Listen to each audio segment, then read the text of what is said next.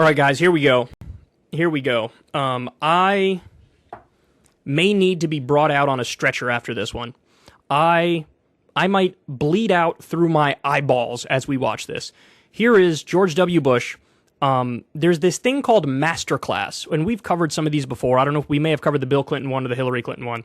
This goofy thing called Masterclass is like, you can learn from the most elite of the elite people in the world about various issues where they're experts. It's a very, fake, highbrow, garbage thing here. And this one is, I shit you not, tough calls and life lessons with President George W. Bush. So he is doing a masterclass on leadership. Okay, all right, let's go. Let's see what we got. The chief executive has got to be bold within reason and daring in application. I recognize... What does that even mean?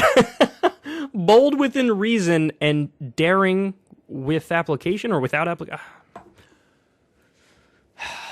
Motherfucker, that could have been written on a fortune cookie. What does that mean? It's vague platitudes. He's bringing back the politics of, the early 2000s here. That's what this is. Nothing concrete. Just fill the air with noise and move on and hope nobody realizes that you're a fraud. Very few people watching this will become president. But I think you'll find lessons in leadership that will apply to your life. Look at that. Bill Clinton, Hillary Clinton, George W. Bush, Laura Bush, and Madeleine Albright. For those of you who are listening on Spotify or whatever podcast app, which, by the way, the show's available on all the various podcast apps now, if you guys prefer listening just the audio versus, the YouTube clips. But anyway, for people who are just listening on screen right now, it's like, a cadre of war criminals. That's what it is. It's just like, it's a mess. God, ugh. I think I pinpointed exactly what it is I hate about these things. It sort of presupposes, it assumes that meritocracy is already true, like we already have a meritocracy, and these people who sort of made it to the top are there because they're just the most intelligent, the most genius, the most bright, the most strategic, and that is just it. You guys know, we live in more of an anti-meritocracy than we do a meritocracy. People fail up all the time. And people bust their ass and work hard and go all the way to the bottom, oftentimes. So that's what gets under my skin here. And these people think their shit doesn't stink. They feel that way. As president, sometimes I had information that the American people didn't know, and therefore I had to make decisions what was best for the country on knowledge that wasn't evident. That's such a Weasley way of trying to cover his ass for all of his terrible decisions. I mean, look, I know it looked terrible to you guys, but you just didn't have access to all the information, bro. I had all the access to all the information, and so I know that I actually made all the right decisions and stuff. Oh, come on, man. Oh, this is painful. How did they release this unironically? How did they release this? That's just the nature of leadership. So long as you're guided by principle, and so long as you're guided by a cause greater than self, you can endure criticism because it's going to come. Look, I know you guys hate me, but it's only because I'm so principled. I was just so principled. I'm so high-minded. I'm operating on like another frequency that you guys can't understand, bro. That's what this is. Oh, God. Oh, my blood pressure. Oh, sweet Jesus. Oh, my God. I need a substance. Somebody get me some sort of pill. I'll take a benzo. I'll take a Percocet. Anything anybody's got. I gotta bring the pain down, bro. The things I missed after the presidency was this daily learning, and thankfully painting came into my life. It's a learning experience because with every paint stroke, you learn something new. All right, I'm gonna do another flower. It's important.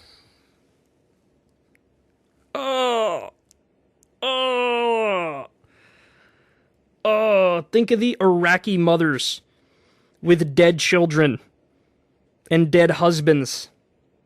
Think of them.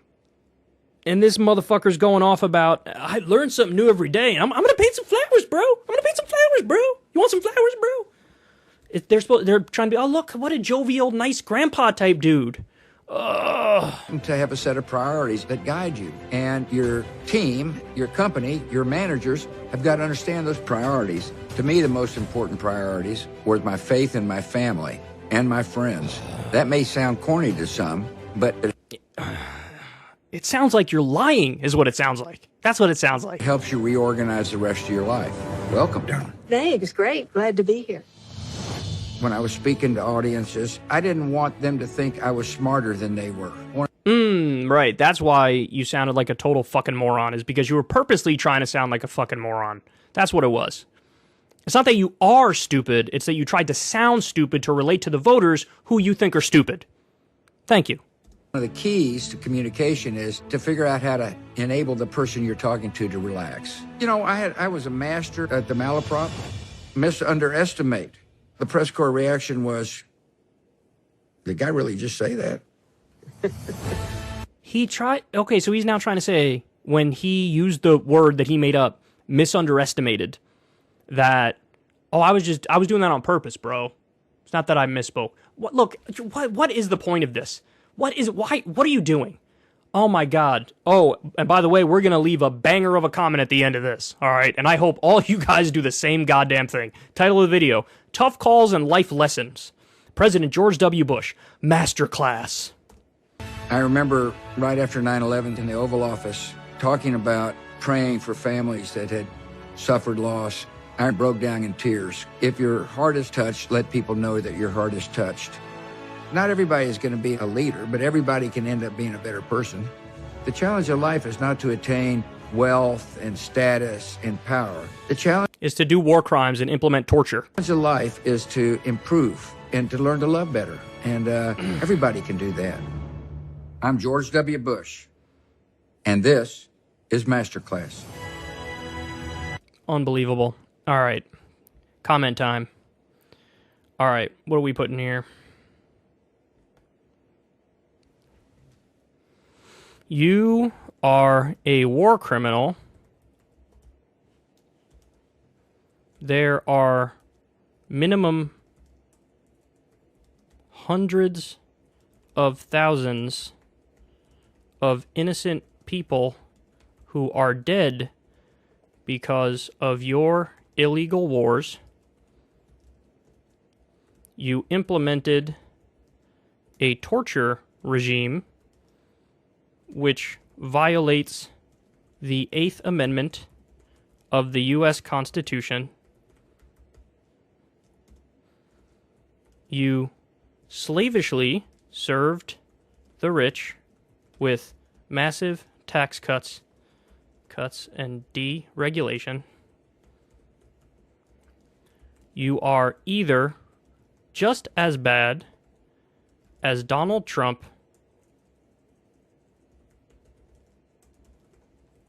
or maybe worse.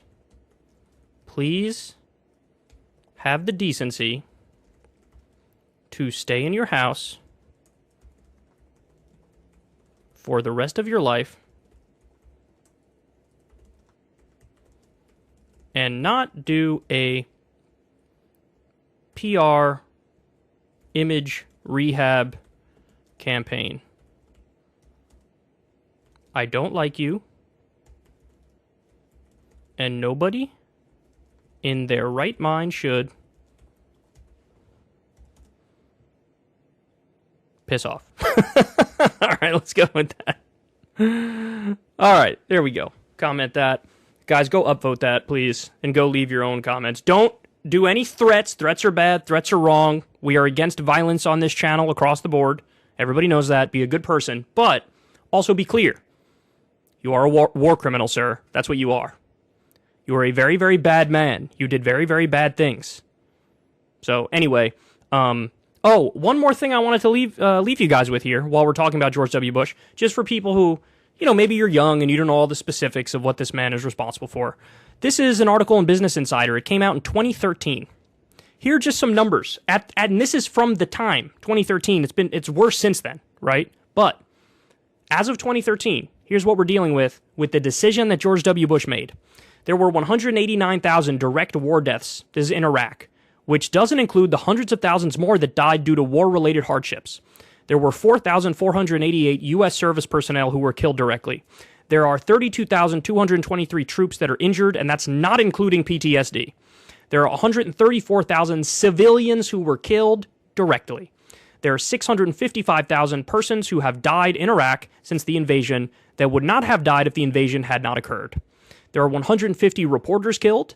There were 2.8 million persons who remain either internally displaced or have fled the country. $1.7 trillion is the amount in war expenses spent by the U.S. Treasury Department through fiscal year 2013. $5,000 was spent per second in the war in Iraq. $5,000 per second. $350,000 was the cost to deploy one American military member. $490 billion is the amount in war benefits that's owed to war veterans. $7 trillion is the projected interest payments due by 2053, because of course the war was paid for with borrowed money. $20 billion is the amount paid to KBR. That's a defense contractor, and they are responsible for equipment and services in Iraq. $20 billion was paid to them. I'm sure there were a bunch of yachts that were bought with that money and mansions. $3 billion is the amount of KBR payments Pentagon auditors considered, quote, questionable. Where'd that $3 billion go? Gosh. I'm sure there's a very legitimate reason that they can't find it. $60 billion is the amount paid for reconstruction of Iraq, which was ruled largely a waste due to corruption and shoddy work. That's lovely. $4 billion is the amount owed to the U.S. by Iraq before the invasion. 1.6 million is the gallons of oil used by U.S. forces each day in Iraq. $12 billion is the cost per month of the war by 2008. $7 billion is the amount owed to Iraq by the U.S. after the war, mostly due to fraud. $20 billion was the annual air conditioning cost in Iraq. And then gone missing, $546 million in spare parts, 190,000 guns, including 110,000 AK-47s. 40% is the increase in Iraqi oil production after our invasion. Weird. I wonder if that had something to do with why we went in there. $5 billion is the revenue from Iraqi oil in 2003. That went all the way up to $85 billion in 2011. $150 billion is the amount oil companies are expected to invest in oil development over the next decade. $75 billion is the approximate amount expected to go to American subcontracting companies, largest of all, Halliburton, who Dick Cheney worked for, and then, by the way, on his way out, he took an exit bonus of millions and millions of dollars. Really strange, bro. Really strange stuff there. And the most important number of all, 0, donut, nada, zilch. That's the number of nuclear weapons of mass destruction found. There were some chemical weapons that were found, but by the way, why did Saddam Hussein have the chemical weapons? We gave them to him. So that's George W. Bush. Now you know. If you want to see me and Crystal Ball interview legends like Noam Chomsky, Cornel West, and more, subscribe to Crystal Kyle and Friends on Substack. $5 a month gets you the video version a day early. Remember, we take 0 ad dollars for this podcast. Or you can sign up on Substack for free and get the audio version a day later. Link in the video description box below.